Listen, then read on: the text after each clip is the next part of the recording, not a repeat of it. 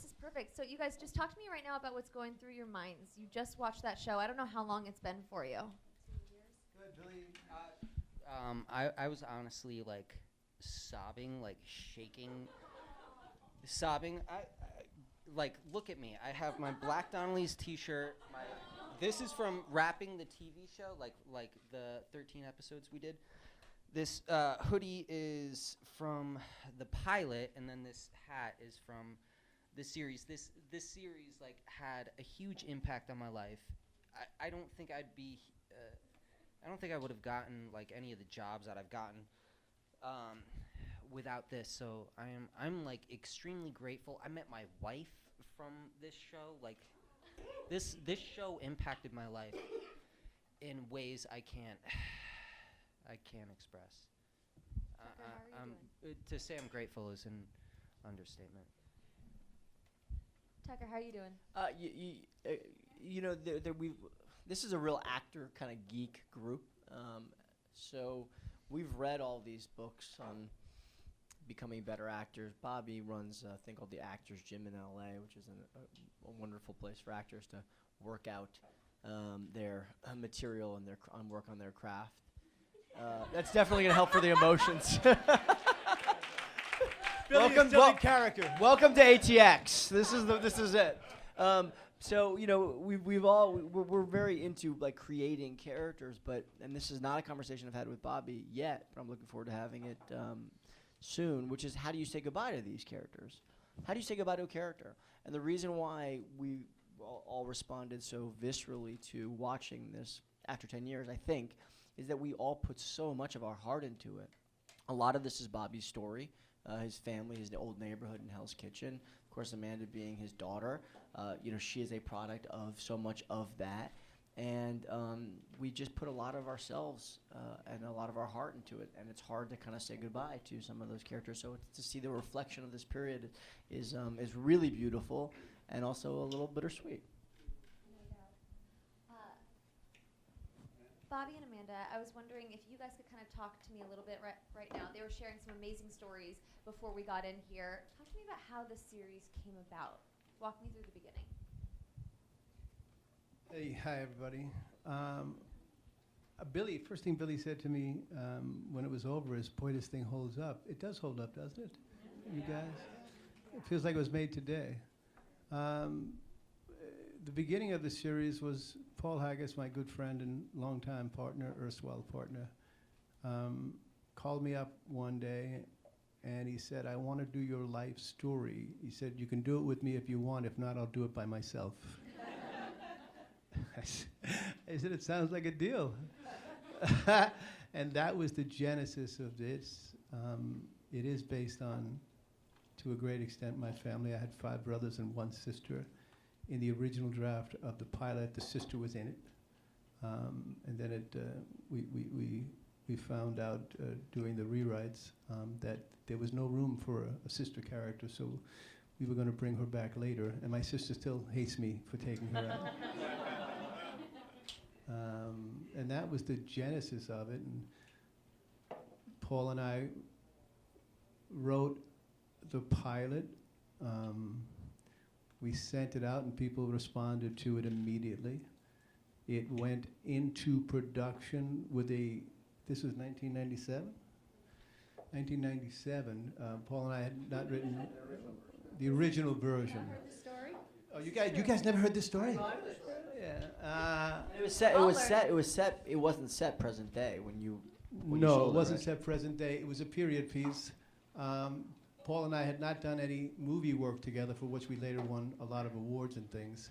And so he had created his own show on one network. I had created my own show on another network, and we had done a show called Easy Streets together.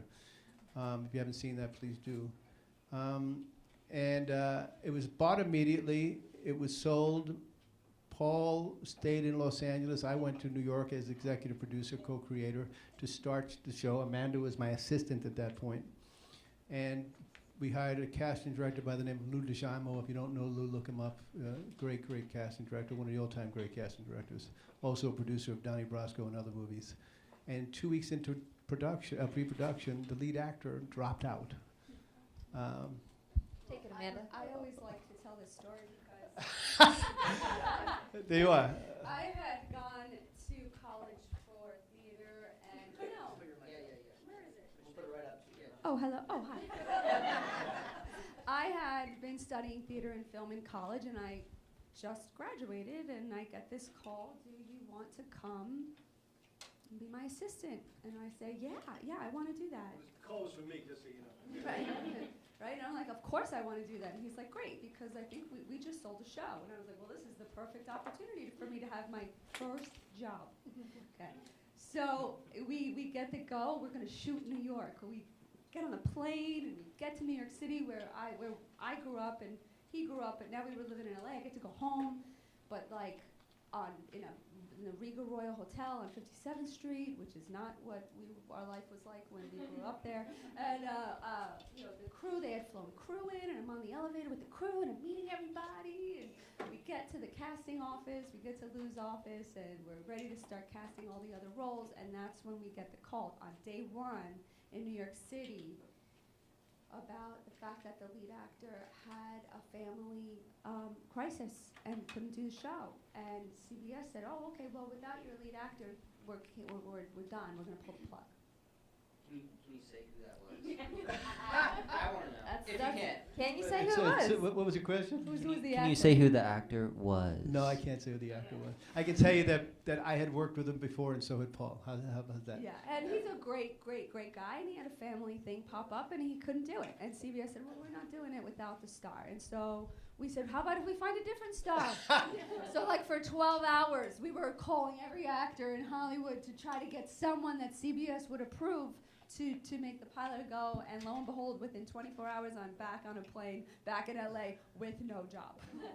So the thing to really understand that was, it was late in the season. Paul had already sold a pilot that the network wasn't doing. I had another pilot that didn't sell, and CBS had their entire slate, but they loved us so much at the end of their pilot season, they put this on the slate because we had the star and the script was what they wanted. So when the actor quit, it was already so late in the game that they just pulled us. So there you are. That's the story. Go ahead, Amanda. But it's such a great, it was the best learning lesson of my whole life. It was the best thing that could have ever happened to me because it taught me about the business and how unpredictable it is, and that this is just normal. This is a normal business day for everybody else here. So. This is the first time I've heard about this story, so I would like to know how it came back. Thank you, Billy. That was my next question. I'm going to moderate this So that was from gonna here be on out. At CBS. How did we get it to NBC? Thank you, Billy. So it's a great question, and how Billy got the job is also a great question without how the town works, how the business works. Do you remember how you got the job? Yeah, and yes, Are I do. you guys reading my questions? So how it came, before I tell you how it came back. I was cooking hamburgers. That is like the most mundane. Yeah, I was Great. cooking hamburgers. Some fancy ass hamburgers for. Amanda was there, and she was like, "Oh my God, you're Kevin." But yeah, I'm sure. And you said, "Who's Kevin?" I was like, "Yeah, I'll be Kevin. I'll be Kevin, sure." So before I tell you how it came back, this in looking at this pilot, there are two people who are gone now who this pilot should be dedicated to. Paul Haggis's dad is the man sitting at the counter eating the pie with the conversation between Olivia and John when you see the piece of art. That's Paul Haggis's dad. Yes. What? I didn't know that. Yeah.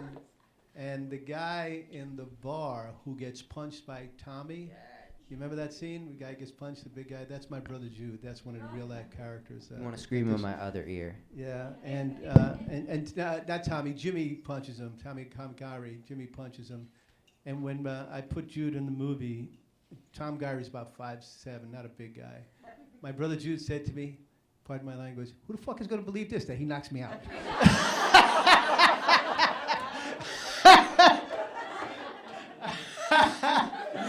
He said, "Bobby, I'll do it, but it's just unbelievable." and God rest his soul, both their souls, both Paul's dad and my brother Jude are all both gone now, and so this piece is dedicated to two of them. You didn't know Jude was gone? He is. Thank you. A couple of years ago. So, okay, so cut to 2006.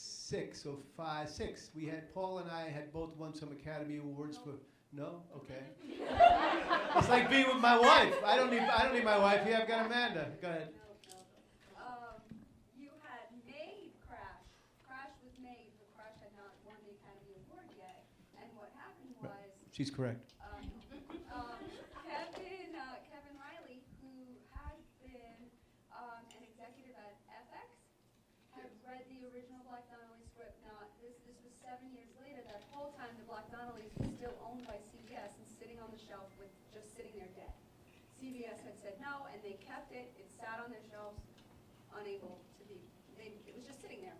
And Kevin Riley, who had been at FX, had read that script and said that he had never forgotten it. And then, I don't know, I guess it was around 2006, he becomes the head of NBC. Kevin Riley called me and Paul up, and now we did, win Oscars for $1 Million Baby and Crash. And Kevin said, if you guys, thank you. Okay, go ahead. So he calls them up and he says, I love this script, where is it at? They said CBS owns it, he got the rights for CBS. They make it. They shoot the pilot, and we go in, they order NBC. Oh, so they shoot. Sorry. NBC shoots the pilot, and they order 13, and we go into the writing rooms. We get writing rooms February 1-ish, and on February 6th, they win the Oscar. Right. Wow. That's what I said, right? That was a big deal, because all of a sudden now we're in production on a TV show, and they just win the Oscar, and it was kind of exciting that way, and just another example of how it's even. In other words, the Black Donnellys didn't get picked up and put on the air because they won the Oscar. The Black Donnellys got picked up and put on the air because Kevin Riley read a script that he never forgot 7 years later. I just wanted to make that distinction. So we got a little taste as to how Billy got his role on the show. But Tucker, what was your audition process like? Oh, I have a great story for that too, if you don't know. Answer it. Do it. Go for it. Well, actually, it's an interesting story because Lou DiGiamo, who's this famous casting director that Bobby was mentioning, who had originally been trying to cast the show in '97, cast me in a movie called Sleepers 4 or 5 years before. And it was actually, I don't think I've ever told this, it's good ATX exclusive. It was based on a screen test that I had done with Demi Moore for a movie called The Juror a year before that. So I had the screen test with Lou and Demi, did not get the job, but it was a great meeting, and Lou was like, oh, I gotta get this guy in Sleepers, And I also played a role, a kid from Hell's Kitchen named Tommy, same character name, same period-ish, hold on a sec, passing you some tissues, boss. So I played Tommy in Sleepers, Hell's Kitchen, and that character was, at least in writing, he was trying to base a character based on one of Bobby's brothers. It wasn't the same person. So I, in a weird way, ended up playing a composite of this same Tommy, the same kind of Moresco clan, twice now. Once in Sleepers, which was not the same character, but based on some of the same qualities and this and that, named Tommy. And then I came back reading the script, which I fell in love with, and went in and met with Bobby and Paul. And actually, now I'm remembering it. So I think I was wearing like a Red Sox cap or something, and you either asked me to take it off or you told me like, and I was like, look, pal, I'm from Boston. I'm not taking this fucking hat off, all right? He said, are you really gonna audition for this New York show with that hat on? He said, fuck it, hey. And I knew we were in for a good ride. For our boys down there, you got to be honest with us. Who had a crush on Olivia Wilde? I mean, everybody's got a crush on Olivia Wilde. She couldn't be more wonderful in this show. Olivia's absolutely great then and now. No, I mean, so I met my wife on the show, and there were like Olivia was at Tucker's wedding, and she was like, my wife was like, oh, you had a crush on Olivia, and I was like, no, I honestly never had a crush on Olivia, and Claire, I never had a crush on Olivia. Only eyes for you, baby. Billy was at my wedding. Bobby was invited to my wedding. Tom Gyrie was at my wedding. And Keith Knobs was, yeah. Michael Stahl David's story I thought was pretty great for getting this role. He was working on at a pedicab, so like a bicycle, and he literally pulled up for the audition. And during the pilot, man. And during the pilot. He had to work as a pedicab to get money. Michael Stahl David had to work as a pedicab to get money because like we weren't paid until the end. You don't get paid at the beginning. I mean, he's doing incredible work, and he's super successful, and he's riding a bicycle with a seat in the back to put people on in New York to charge them as a pedicab to the screen test for Black Donnellys the last minute. It's an amazing story. So we're casting, and yes, Michael got cast in the pilot after we actually cast another actor, and it turned out the actor, though quite wonderful, really wasn't right for the role. So I think we had already started shooting the pilot, Yeah. or were about to, and we found Michael when he was riding this bicycle, giving people passengers around New York, which is kind of a great thing. And one day, a couple of weeks before that, we're casting, and Amanda, my daughter, came to me and said, "I have you, Kevin." We couldn't find Kevin anywhere. Kevin's quality had to be everything that Billy is innately, and everybody was trying to be this honest. People played him dopey, because he could appear dopey in the script because we knew he wasn't. He was loyal, and Billy knew that intrinsically. And so my daughter Amanda said, "I have you, Kevin." We couldn't find him. We just couldn't find Kevin. And I said, "Okay, set up a meeting." We went to a coffee shop, and Billy came, and you and I had a cup of coffee. You want? Oh yeah, no, we ran the scenes. Oh, we ran the scene at the coffee shop? Yeah. and Bobby was like, no, you're acting. And I was like, oh, shit, what? so he's like, just say the lines. And I said the lines, and he's like, perfect. I was like, are you calling me a welcher? Like, I said it just like that. He's like, that is amazing, do it just like that. And I was like, oh, okay, so don't act. It was like so confusing. It was like the first big job for me. But yeah, I had no idea, man. Like, yeah, it was crazy. We had done a gig before. Billy and I had done a movie right before that. So and then Billy and I worked on Kingdom together. He raped my mother on Kingdom. Very, very disappointing stuff. I just want to say I have the T-shirt to stateside as well. I have all my T-shirts. And I have all my swag. I wish I had one of those T-shirts. I can't believe I don't have a hat, I don't have a T-shirt, I don't have a sweatshirt. There's a guy outside selling exactly. replicas. He's working for me, but $50. It's a good deal. What other questions? Are you ready? So the show, it was such a long journey before it even got to NBC, as we all now know.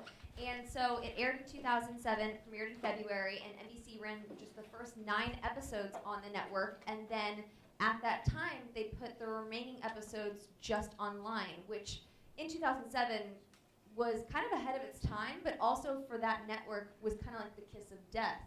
What was that phone call like for you guys when NBC called and said, we're pulling the remaining episodes and putting them online?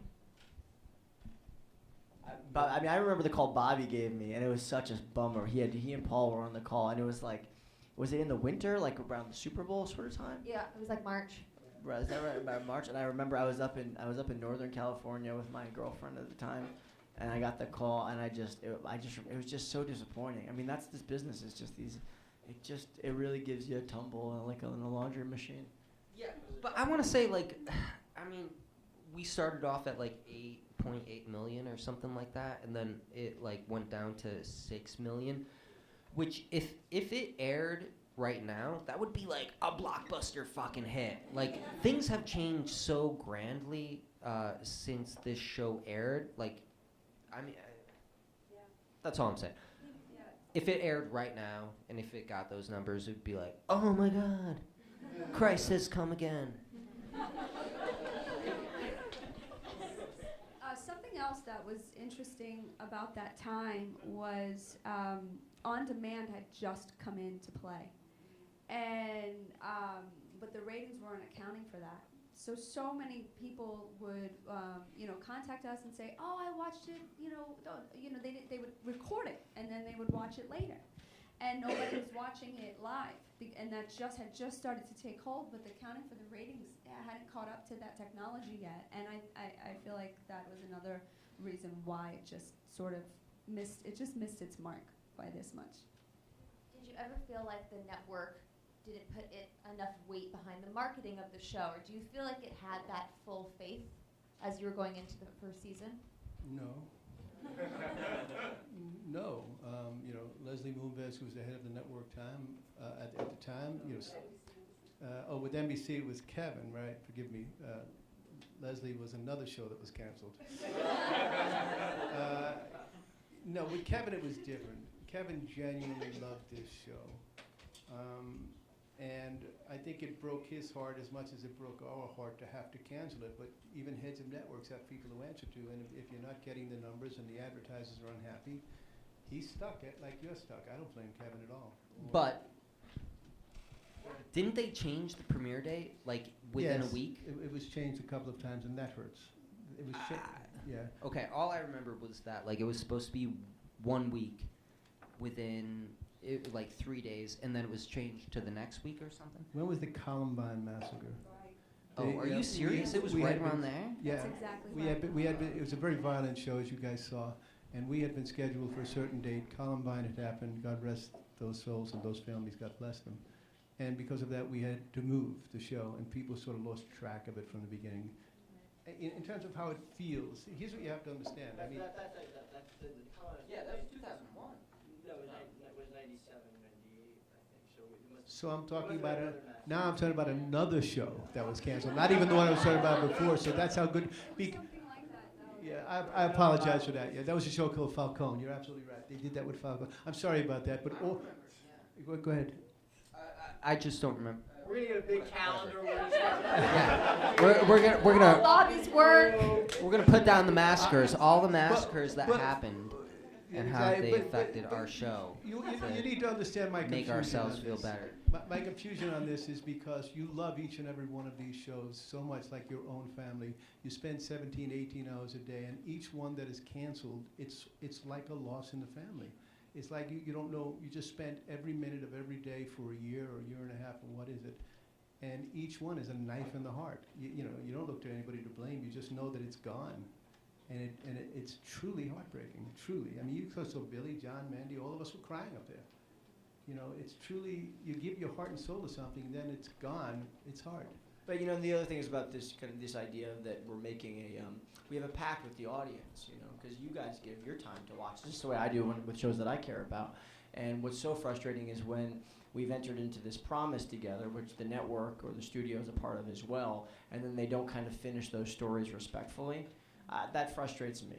We have such a limited time on this earth, and storytelling is kind of what sets us apart as a species. We unite around stories, and when you are unable, when you buy into a story like this or any of these series that really try to honor their audience by reflecting truthfully the characters in the world that they have, and then the network doesn't end up airing all the episodes, I find it very disrespectful. So what's hard is to watch something like this and to feel like it didn't actually get to, to be put out there for its entirety. Yeah, it's tough. Go ahead. Well, in today's day and age of social media and the fact that now you can watch all 13 episodes on Netflix, have you guys noticed a surge in your mentions on Twitter or like new followers who have discovered the show now 10 years later? And people love this. People come up all the time. People love the show. It resonates with the group of people.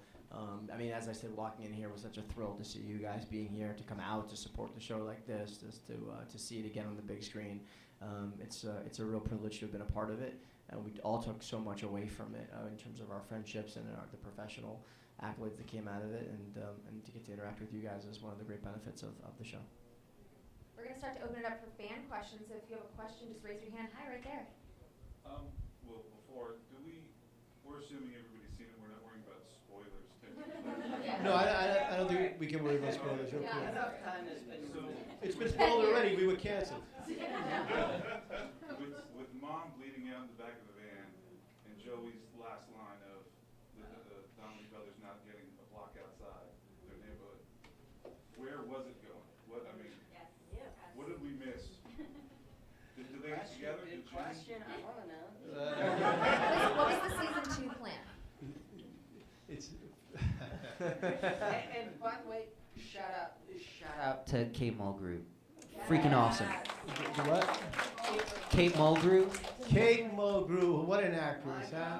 Every one of these guys. Let's hear it for every one of these actors. Where was season 2 going, Bobby? Where was season 2 going? You stalling. What? Where was season 2 going? First of all, it's really hard to. By the way, I directed the last episode, so I'm happy one person saw it. Thank you. It's really difficult. I can tell you where we thought the show was going, but I can also tell you this. Once you start writing the first episode, everything changes. I don't care. There may be some showrunner out there that says, yeah, I know just where everything was going. They're not talking specifically. They're talking generally. And generally, they have a sense of where the movie is going, just like when you tell a story. Every one of you, if you've ever told a story, you know generally where you're going to wind up. But each time you tell the story, little things change during the course of it, depending on your audience, depending on what was funny last time, depending on what you think is funny this time. And that's the same thing as telling, writing, and directing and producing a television show. So where we thought the show was going is a head-to-head confrontation with the Italians, and then what actually happened in my neighborhood, which was a truce with the Italians that didn't work out well for the Irish or the Italians. That's where we thought it was going, based on real-life incidents that took place. But again, and it became a bigger canvas than just a neighborhood. We brought in the politics, we brought in the Italian side more, and we brought in the growth and the lack of closeness between the brothers that really separated them in a way that hopefully would break our heart. That's where it was going. It just reminded me. Peter Green was like the bad Peter was guy. fantastic. One of the most amazing actors I've ever seen. Scary because you didn't know what was going to happen with Peter Green. But the first time I ever visited LA, I was on Mulholland. I don't know if I ever told you guys this. I was on Mulholland with my friend. I took a Greyhound bus from high school, and I was like very young. But so I was on Mulholland, and I was looking into the valley and just like admiring the view, and this guy came up and he was like, hey man, like he was like the most friendly person ever. He was with this beautiful woman, and he was like, hey, like what are you doing here? And I was like, yeah, I want to move here to be an actor one day. And he was like, well, hey man, you got the looks, you should move out here and do it. This is like to cut a longer, like this was like a 20-minute interaction. But it was Peter Green. And this You guys know guy. who Peter is? Raise your hand if you guys saw the series. And the series becomes the major villain in the series. What was the name? Doki. He was like, you should move out here and you should like go to classes out here. Like you can do this. This was after like a 15-minute exchange with Peter Green, and I was like, as we left, my friend was like, I loved you in The Mask. Peter's great, and Billy's story is really anecdotally what you should take away from this, if you're a writer, director, or actor, from this whole forum, is you don't know where the break is going to come from. You don't know who you're going to meet. He's talking with Peter, and next thing you know, years later, he's doing a series with him. Amanda says to me, you know, this hamburger joint, I know my friend Kevin. John walks in with a hat, and he had played something earlier. You just don't know where your life is going to turn in this business. So you got to trust that if you stay the course, things work out in odd and strange ways. Go ahead. Thank you. Fuck yeah, I can't say that any better. Okay, I'm more done. questions out there? In the way back, hi. I love the use of an unreliable narrator running the show. What prompted the choice to use that as a device? Well, you know, Paul and I were talking about the idea that we use a narrator, and I don't remember the exact conversation, but I knew we wanted to do something different and fun. And the other thing, go ahead, Amanda. Oh, no, I was just going to say What? that. She's going to let me finish one of these stories. I just wanted to throw in real quick that at one point the title of the show was The World According to Joey Ice Cream. That's exactly right. That's exactly right. And I think, and I can't swear to this, I think it was just a way to have fun, but I think, you know, trying to separate my memories of growing up and then the mythology of Hell's Kitchen and the Irish mob and what was true and what was not, I think that led to using the device of an unreliable narrator. But it was also fun. We felt like it gave us a little hook into something different. And the idea of the bodies was really important. You know, those are not the bodies we're going to talk about. We thought at the end of season 1 we would find a lot of bodies and realize, oh, that's what he was talking about, but we never got there. That's what I was talking about before. You think you know where you're going. We might have let you know what the bodies were in season 3 or 4 had we gotten there. We have a couple more minutes, so if there's any more fan questions. Yeah, right here. How do you think the brothers, and specifically Tommy and Jimmy, kind of butting heads, especially toward the end of the season, how that conflict would have maybe resolved itself, or maybe even a huge detriment, like going up against like the Italians and Doki, and how they had to deal with these kind of outside of the family conflicts? Tell me specifically what you're asking. He wants to know how the relationship between Tommy and Jimmy would have progressed. Generally, I guess when their mother died, it might be a way to kind of unite them after all this kind of stress and conflict throughout the entire season, especially between Jimmy and Tommy. Do you see that kind of, external conflict uniting them, or do you see it as maybe a huge detriment as they go against the Italians? Both. Anybody who has a brother or a couple of brothers understands. You have two, so you know, right? And then take you and your brothers and put them in the world of life and death situations in almost every moment of their life. That means everything is. So it's up and down, but one thing you never do is stop loving your brother. And what we test is how far will that love take you? How far will you let that love go where you can either cut him loose or stop loving him or, God forbid, hurt him? That's where it would go to, examining all those issues. Where do you imagine that the Donnelly brothers are today? Billy, what do you think Kevin's up to? I think Kevin is on a newer Netflix show called The Second Donnellys.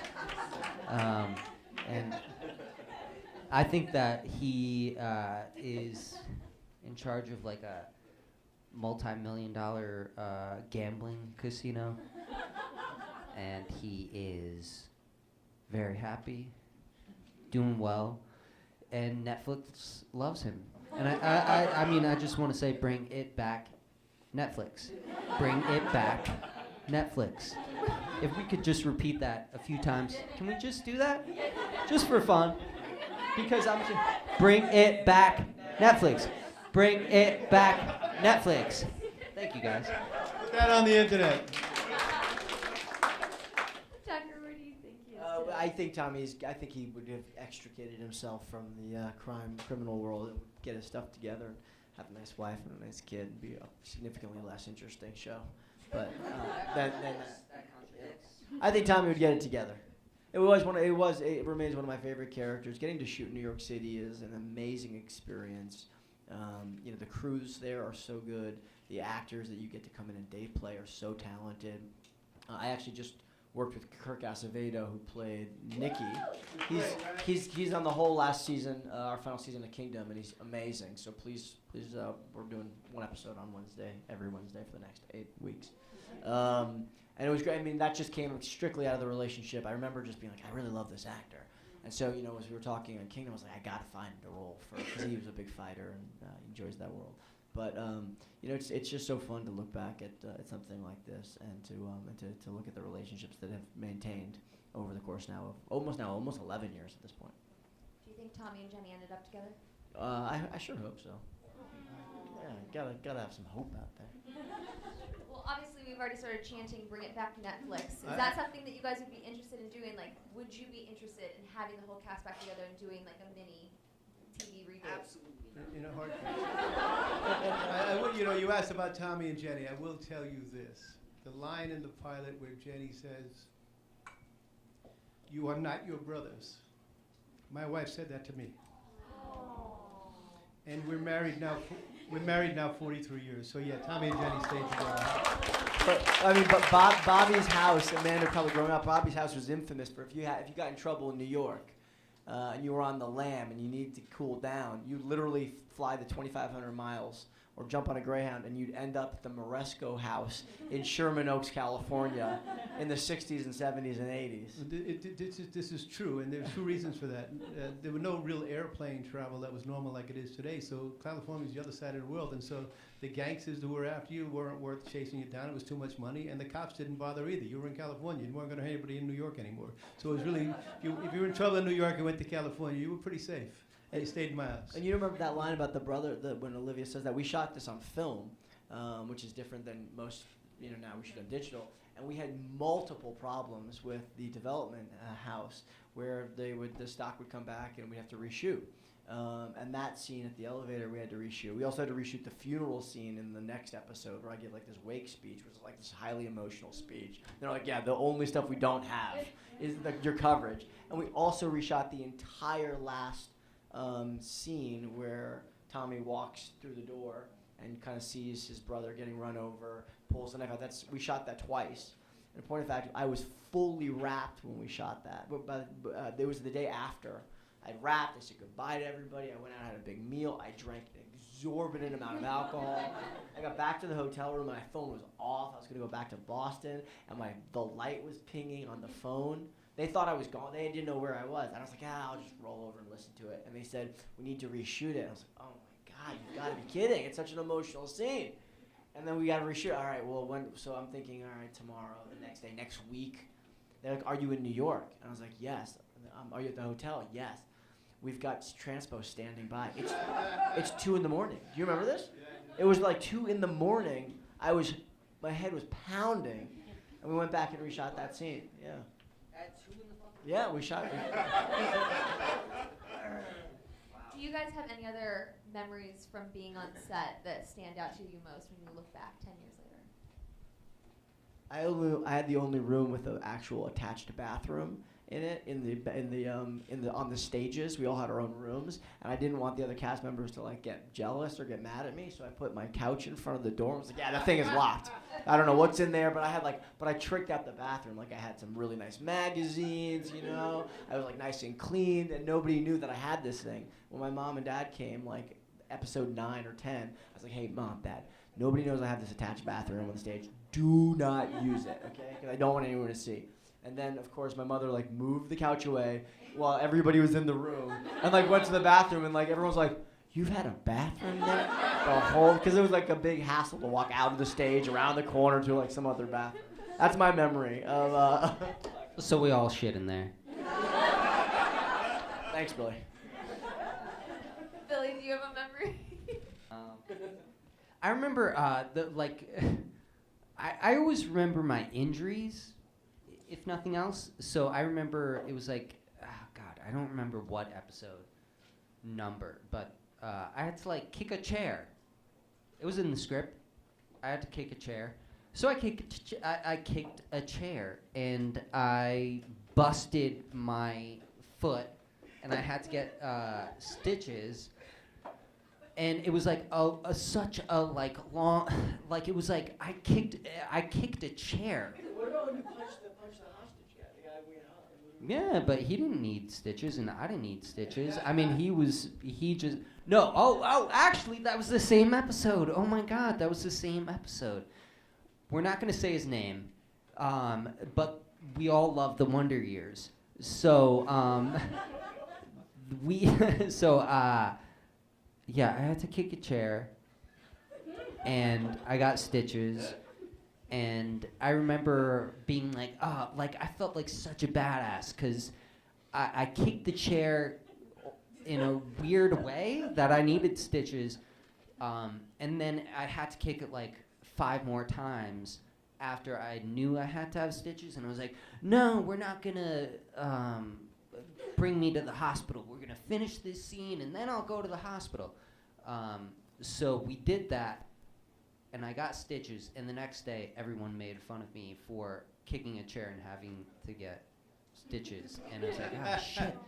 I thought I was being a badass of no man, we're gonna finish the scene, but then the next day everyone was like, oh, pussy can't kick a can't kick a chair correctly. I'm like, oh fuck. Unfortunately, I would like to do this all day, but we do have to wrap things up. What is the one message that you hope stays with the fans who loved Black Donnellys and really cherished that first season? Well, that's a great question.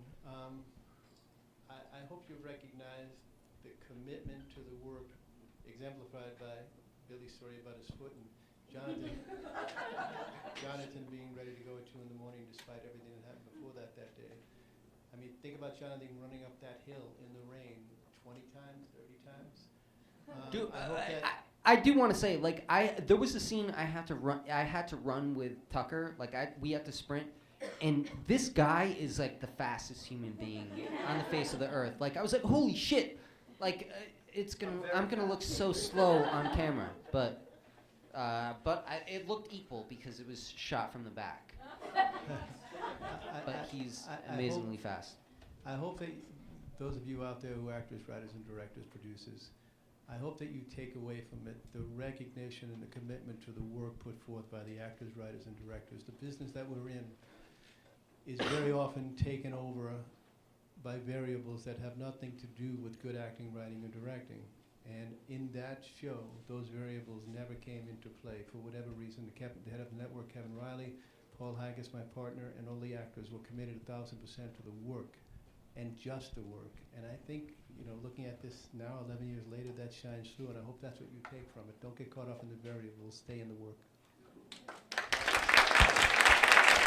Thank you all so much for coming out today, and thank you guys so much for sticking around with us. I hope you guys have a great day. Keep enjoying ATX.